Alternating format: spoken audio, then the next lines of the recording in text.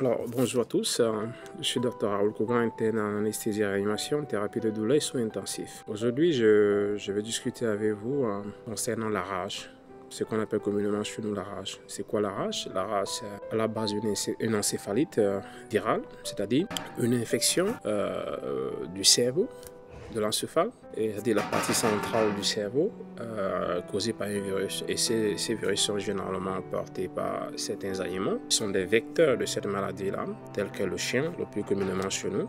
On pense plus facilement aux chiens. Mais en réalité, les plus grands vecteurs de cette maladie, ce sont les chauves-souris. Ce sont des chauves-souris, donc ça nous fait penser encore à l'une des espèces en tant que camel, quoi. Ce sont des chauves-souris qui sont très dangereux et parfois la dangerosité de ça, il lui fait que quand ils nous mordent, on ne s'en rend pas compte. Donc, l'achat, les virus, ils les contiennent dans leur salive, ces animaux-là. Donc, on peut avoir les chauves-souris en premier lieu, on peut avoir les chiens, on peut avoir les rats, on peut avoir les moufettes, on peut avoir tout ça, les rongeurs. Généralement, comment ça se passe? Il suffit que un virus, qu'un animal, un vecteur, c'est-à-dire un animal qui contient ce virus, une bonne quantité, c'est-à-dire une bonne charge virale dans sa salive, vous morde ou bien contacte une zone où il y a une zone qui contient des muqueuses, la bouche, l'œil, ceci, cela, entre en contact avec vous. S'il vous mord, alors à ce moment, il laisse ce virus au niveau de la blessure. Et le virus, qu'est-ce qu'il fait? Le virus part à travers les nerfs périphériques, rejoint la moelle épinière et monte au niveau du cerveau.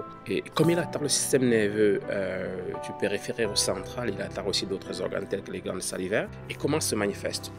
D'abord, ça va prendre autour de 2 mois, plus ou moins 1 à 2 mois, le temps d'incubation, le temps nécessaire pour que le virus se reproduise en grande quantité pour pouvoir attaquer de manière plus concrète l'organisme. Ça peut se manifester par des signes, par des symptômes d'ordre neurologique, qui vont être la paralysie ascendante plutôt, c'est-à-dire que le patient commence à être plus flaccide, perdre le contrôle de ses pieds, de ses mains progressivement. Ou bien aussi, ça aussi souvent des symptômes de troubles de comportement. Et dans les troubles de comportement, le patient peut y insérer aussi les hallucinations. Et généralement, chez nous, on est plus concentré sur le fait que le patient se met à boire. Mais pas ça, le patient peut avoir beaucoup d'autres symptômes, comme les hallucinations. Il voit des choses que nous, on ne voit pas. Il entend des choses que nous, on n'entend pas.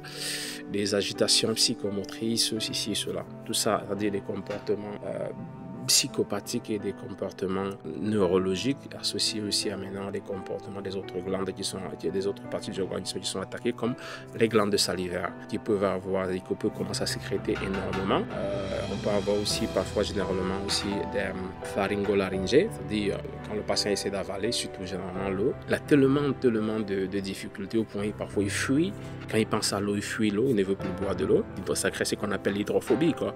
Et généralement, ce qui nous intéresse dans notre cas, c'est comment on peut prévenir une telle maladie.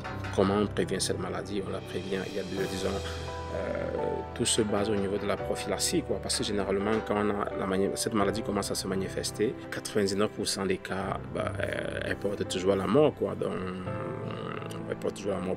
Le traitement est juste symptomatique, on se met à traiter juste les symptômes et on essaie de mettre le cerveau à faire des médicaments qui protègent un peu le cerveau. On donne les anti-inflammatoires parce que le patient va toujours se présenter avec la fièvre, comme c'est une infection, comme nous avons dit, quoi. La fièvre, les douleurs ici, cela.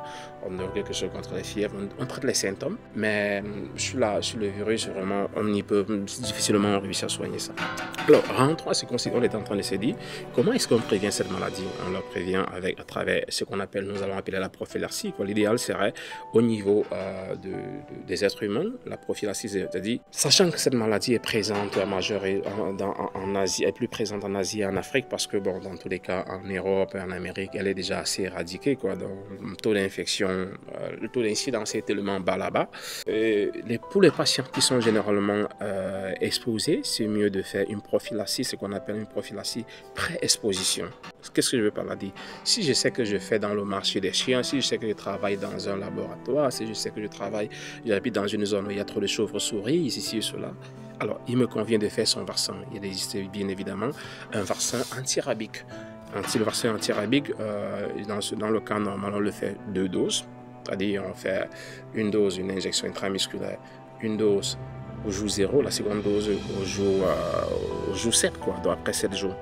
Et maintenant, ça fait que De temps en temps, vu qu'on est dans le milieu, c'est mieux, c'est après 2 ans, il faut aller faire le dosage des anticorps pour voir si la charge des anticorps a diminué et refaire un booster, rebooster encore. Et maintenant, il y a la phase critique, disons que ça c'est pour la pré-exposition, mais au cas où nous nous sommes exposés, c'est-à-dire on a eu la morsure d'un chien, on a été mordu par une chauve-souris. Si on était vacciné, nickel quoi, on parle juste, si la dose des anticorps était bien élevée, on peut ne rien faire, mais l'unique chose à faire, c'est bien nettoyer l'endroit, très bien nettoyer l'endroit, parce que c'est important de bien nettoyer l'endroit, laver avec de l'eau et du savon neutre, après essayer d'utiliser aussi la solution de chlorhexidine ou puis bétadine, bien nettoyer, c'est important de bien nettoyer les plaies, et puis on peut aussi faire une injection d'anticorps direct.